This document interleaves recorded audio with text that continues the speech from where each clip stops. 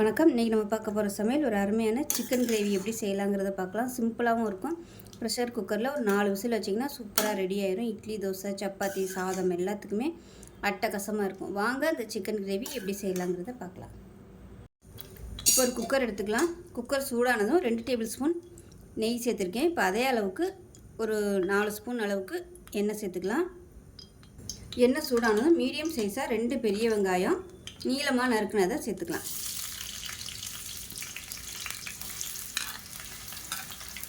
இப்போ இந்த வெங்காயம் நல்லா ப்ரௌன் கலரில் வதங்கணும். இப்போ பாருங்கள், வெங்காயம் இந்த அளவுக்கு நல்லா ப்ரௌன் கலரில் வதங்கணும். அப்போ தான் உங்களுக்கு நல்ல ஒரு ஃப்ளேவர் கிடைக்கும். இந்த ஸ்டேஜில் எண்ணெயில் ஒரு பிடி அளவுக்கு, அதாவது ஒரு கைப்பிடி அளவுக்கு புதினா இலை, அதே மாதிரி கொஞ்சமாக கொத்தமல்லி இலை சேர்த்துக்கலாம். இப்போ இதில் ஒரு 3 பச்சை மிளகாய் சேர்த்துக்கலாம். சேர்த்துட்டு அது கூடவே நல்லா 1 டேபிள் ஸ்பூன் அளவுக்கு இஞ்சி பூண்டு பேஸ்ட் சேர்த்துக்கலாம்.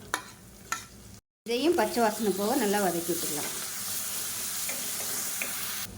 இஞ்சி பூண்டு பேஸ்ட்டு நல்லா வதங்கிடுச்சு. இந்த ஸ்டேஜில் பொடியெல்லாம் சேர்த்துக்கலாம். அடுப்பு நல்லா குறைச்சி வச்சுக்கோங்க. நல்லா காரத்துக்கு ஏற்ற மாதிரி 1.5 டேபிள் ஸ்பூன் மிளகாத்தூள் சேர்த்துக்கலாம். அது கூடவே ஒரு 1/2 டேபிள் ஸ்பூன் சோம்புத்தூள் சேர்த்துக்கலாம். 1/2 டேபிள் ஸ்பூன் சீரகத்தூள் சேர்த்துக்கலாம். 1/4 டேபிள் ஸ்பூன் மஞ்சள்தூள், 1/2 டேபிள் ஸ்பூன் அளவுக்கு சிக்கன் மசாலா சேர்த்துக்கலாம். இது எல்லாத்தையுமே நல்லா வதக்கிக்கலாம். இப்போ பாருங்கள், எல்லாமே நல்லா வதக்கியாச்சு. இந்த ஸ்டேஜில் நல்லா ஒரு 3 டேபிள் ஸ்பூன் அளவுக்கு தயிர் சேர்த்துக்கலாம். மீடியமான ஃப்ளேமில் வதக்கிக்கலாம். இப்போ இந்த ஸ்டேஜில் நல்லா ஒரு 1/2 கிலோ அளவுக்கு சிக்கன் சேர்த்துக்கலாம். எலும்பு இல்லாத சிக்கன் சேர்த்துக்கலாம். இப்போ இது எல்லாத்தையும் நல்லா வதக்கி கொடுத்துருக்கேன்.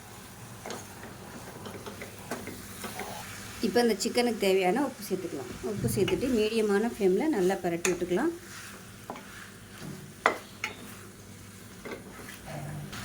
இப்போ இது கூடவே 1/4 டேபிள் ஸ்பூன் அளவுக்கு கரம் மசாலா சேர்த்துக்கலாம்.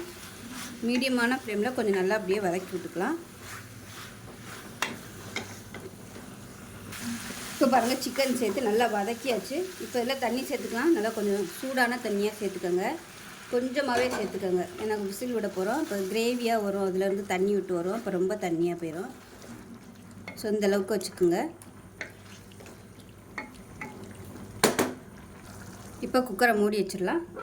மூடி வச்சுட்டு நல்லா ஒரு 4 விசில் விட்டுட்டு ஸ்டீம் போனதுக்கப்புறம் பார்க்கலாம். இப்போ சிக்கன் எப்படி இருக்குன்னு பார்க்கலாம். இப்போ பாருங்கள், சூப்பராக ரெடி ஆயிடுச்சு.